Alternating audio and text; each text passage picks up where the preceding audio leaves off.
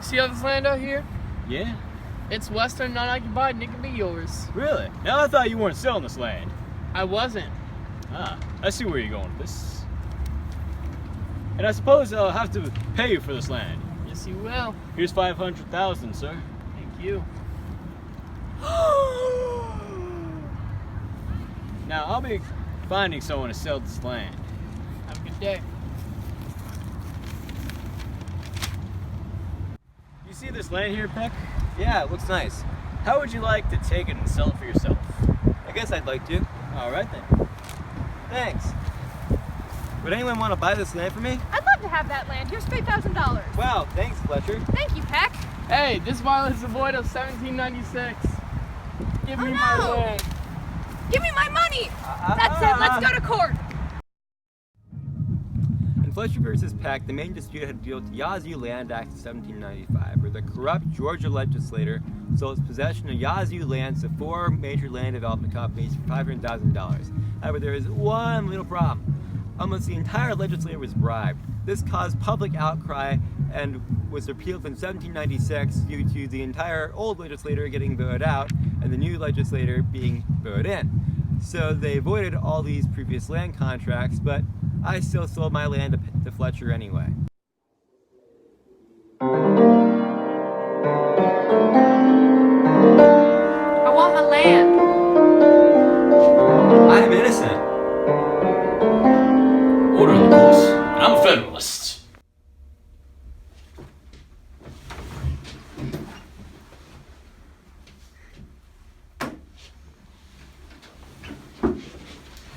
Welcome everyone to Fletcher versus Peck. It says here on these files that the petitioner, Mr. Fletcher, has requested $3,000 in damages in response to the Georgia legislator seizing his land. Mr. Fletcher, as the petitioner, would you like to state your grievances? Peck wrongfully sold me land when he didn't have the ability to, after the new legislature voided the Yazoo Land Act of 1795. Thank you. Would the respondent like to respond? I believe this land is well within my jurisdiction to sell because I purchased it from the land corporation that purchased it from the Georgia legislature based off of the Land Act of 1795. Thank you. Would the petitioner like to respond to this claim?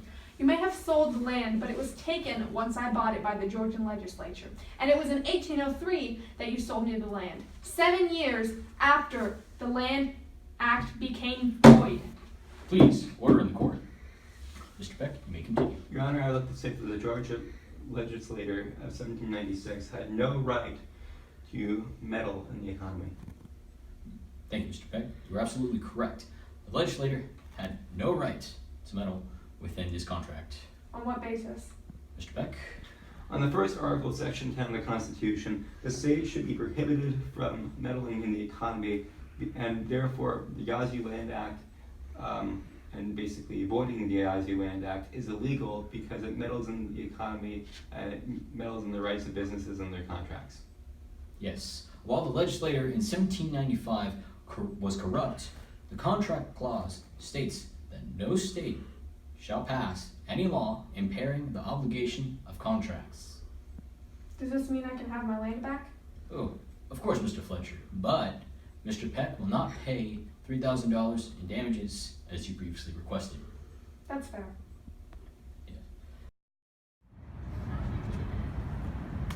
And this is how the contract clause changed. One of the pivotal things that helped this court case establish other court cases in the future. The contract clause changed in the fact that you now have to have monopoly rights in order to eliminate the competition, which helped boost things like big businesses. The generalist idea of the Federalists here, which is how they maintain power, I should say, which helped lead to other things, like this next case. So now we're going to talk about the Charles River Bridge case. The Charles River Bridge case was one that helped establish the big revision to the contract clause. What it was that the Charles River Bridge Company built a bridge over, guess what? Charles River. Who would have thought? Such a creative name. And an opposing company set up plans to build another bridge, their own, but without any of the tolls, in direct opposition to the Charles River Bridge. This led to the original company taking this opposing one to court, which helped establish the big revision to the contract clause, stating that unless you had a direct monopoly in your charter, you would be unable to oppose the company that had built there first. Which is now why we're going to get into the next. Which leads into the next case, the Home and Land Association. The Home and Land Association of Minnesota wanted to extend foreclosure times, which weakened the contract clause due to states in about an economic crisis able to extend economic contracts like debt collection in order for it to help better establish its own economy.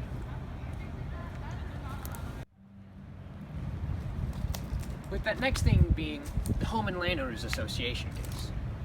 This case, due to the revision of the contract clause, helped the government establish a longer foreclosure time on the periods people could foreclose on their homes.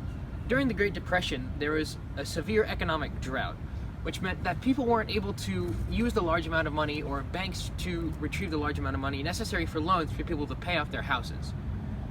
And this is where the case comes into play, which led the government to extend the time for people to foreclose on their home in order for people to help stabilize themselves economically. Which is where we get into the conclusion. In conclusion, Fletcher bought disputed land from Peck, which caused the debate over whether or not the Georgian legislature had the right to void the land sold in the Yazoo Land Act, which caused the debate over the interpretation of the contract clause and ended up promoting